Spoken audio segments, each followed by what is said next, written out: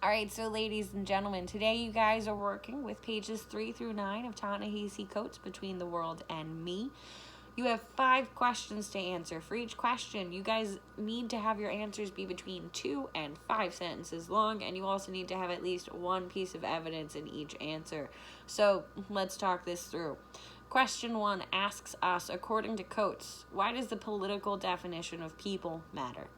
I'm asking you guys about the word people here, specifically the term people. So open up to page 6.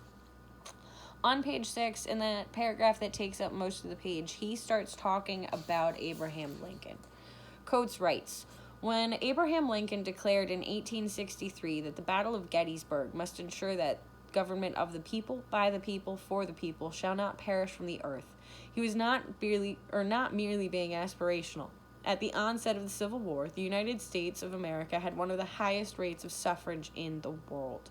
So, let's look at that. That is an allusion to the Gettysburg Address. It's also an allusion to the Civil War, which was really fought in America over the right to own slaves. The South keeps trying to say that it was about states' rights, but it was the right to own slaves. So the Civil War was fought to end slavery in America.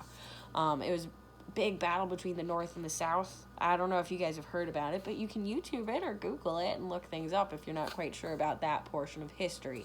But here, right, Coates goes on to talk about how Lincoln, when he's talking about the government of the people, by the people, for the people, it was kind of a new thing for him to talk about that way, because at that point in time, a lot of people were not considered actual people here in America.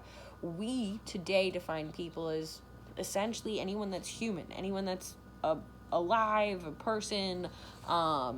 Those are people, right? But in the government or the political definition of people, it's about who can or cannot vote. So in 1863, Coates would not have been seen as people. He tells his child that at the end of page 6. He says in 1863, it did not mean your mother or your grandmother, and it did not mean you and me. So, according to Coates, the definition of people matters in a political sense because it decides who counts. It decides who is seen as an actual person and who then also kind of gets treated with respect, right? Think about it. He's making a very a deep argument here, and we're going to really do a deep dive with his argument as we continue to read this book. So, we've now looked at why he thinks the political definition of people matters. Now let's check out how he defines race. To do this, we're going to really want to look at page 7.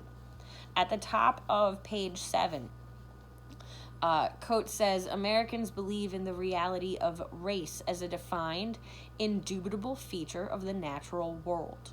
So, one way we could say Coates defines race is as clearly defined features. Right? We could say it has to do with clearly defined features. We could also say that he defines it as a natural feature of the world, right? He says of the natural world. But I don't think Coates actually believes that race is these things. Let's continue to look at what he goes on to say. He goes on to describe race in the second paragraph, well, the first full paragraph of page 7, the one that begins, but race is the child of racism. He talks here about how the process of naming the people has never been a matter of genealogy and physiognomy so much as one of hierarchy. So here, your genealogy, your physiognomy would be your parents or your heritage or how you look. And he says race isn't so much how you look so much as it is a hierarchy, a system of who's at the top and who falls lower than that. He goes on in this same paragraph to say that the belief in the preeminence of hue and hair, the notion that these factors can correctly organize a society and that they signify deeper attributes which are indelible or which cannot be changed, is this new idea at the heart of these new people, right? So race in a modern sense, he seems to be saying is hue and hair. Hue being your color, hair being how your hair looks, or what texture it is, or what color it is. So he's saying that race essentially is two features, hair and hue, right? Your color. So race comes down to not a whole lot. As far as this question goes, you beautiful people have a couple ways you could answer it. Me personally, I lean towards where he says that race is just a hierarchy. It's a system by which we try to rank our members of society. Or you could also maybe agree with him that it has to do with certain features, it has to do with other things. But the point is, you all get to decide what your answer is. So, let's move on to question 3. According to Coates, how is race a product of racism? Now, I know this might seem confusing. Most of us might think that racism should come racism should come, after race. But Coates is saying that race comes after racism. Again, check out page 7.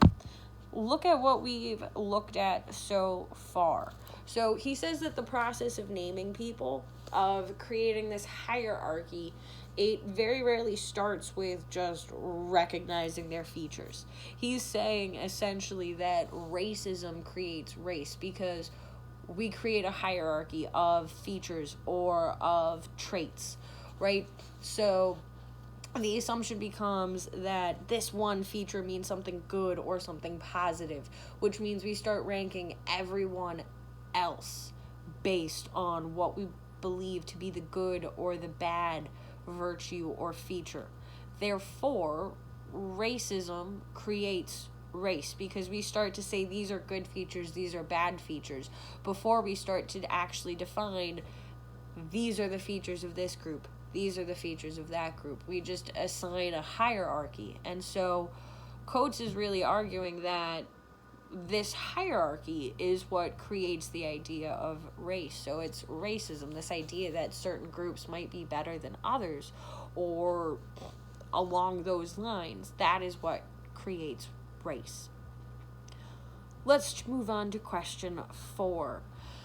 Coates has some interesting ideas throughout this book, and so one of them that he starts out with for question 4, I want you guys to explain how he says whiteness is achieved.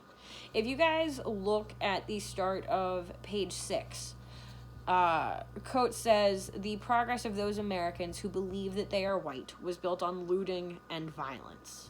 This is the first time I really see the word white come up, but when I look right there, it doesn't necessarily tell me how they became white.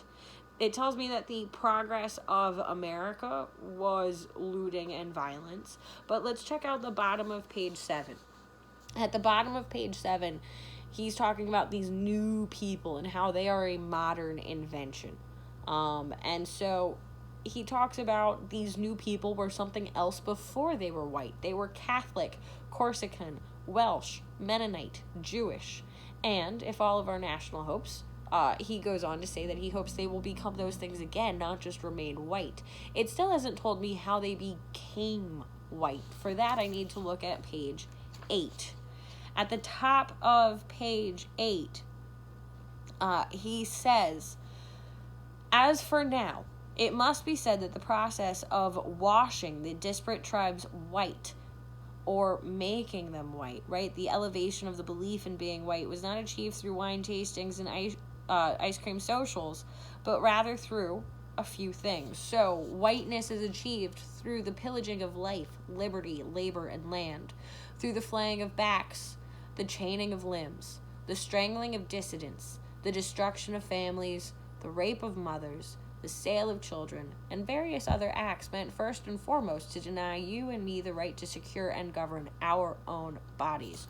So, whiteness was earned by these other groups, if I'm looking at Coates' words correctly, in subjugating other groups. Whiteness was earned through all of these terrible acts, through slavery, through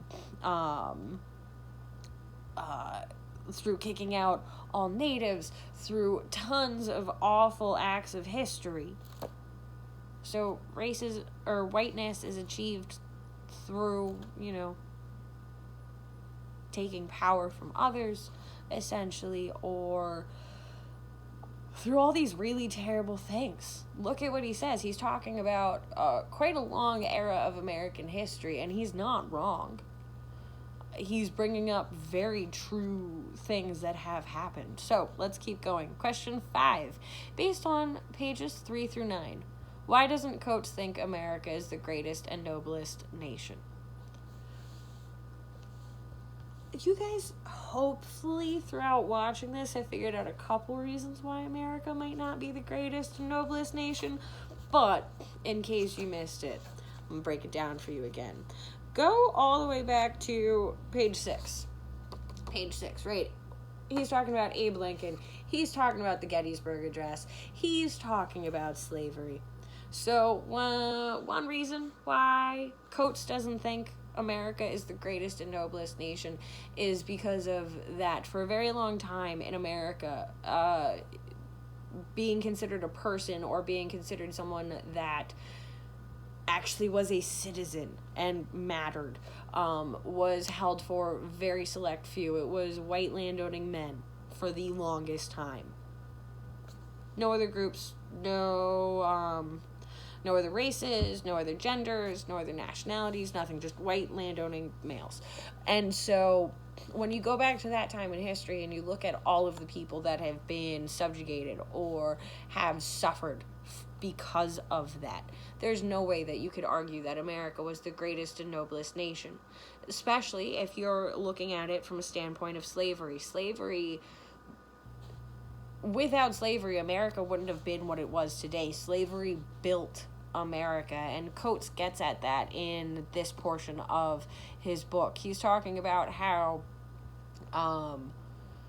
America was created through the looting and plundering and all of those terrible things. So if you're thinking about what makes a country great or noble, if it's only profited from hurting others, it can't be great and it can't be noble. Another reason why Coates might think that America is not the noblest and greatest is check out page 7. Towards the top of page 7, he brings up the middle passage, so he references slavery again, but he also references the Trail of Tears. So it's not just America's treatment of one group of people, it's America's treatment of lots of groups of people. It's what America has done time and time again. It has labeled various groups as being the worst or the lowest and treated them as such. Not anything that we should aspire to, not anything that we should like, but these are things that Coates says most people shy away from talking about, but we're not going to. It's important to address these things and talk about things and not just ignore the elephant in the room.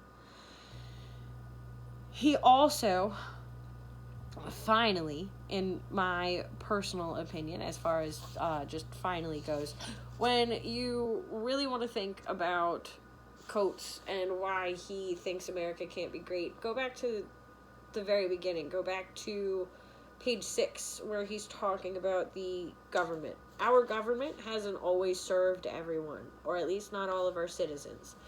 Our government and our heresies with democracy, this idea that everyone deserves the right to vote, mostly, right? You keep hearing that everyone deserves the right to vote. Democracy should be with every country, but then here in America, we deny certain groups the right to vote.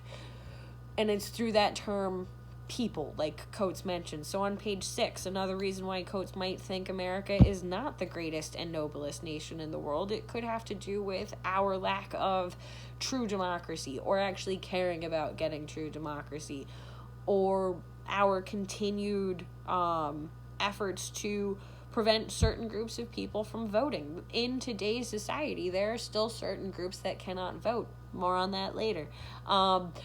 But, so for question 5, if I really want to sum it all up, Coates doesn't think America is the greatest and noblest nation because of racism.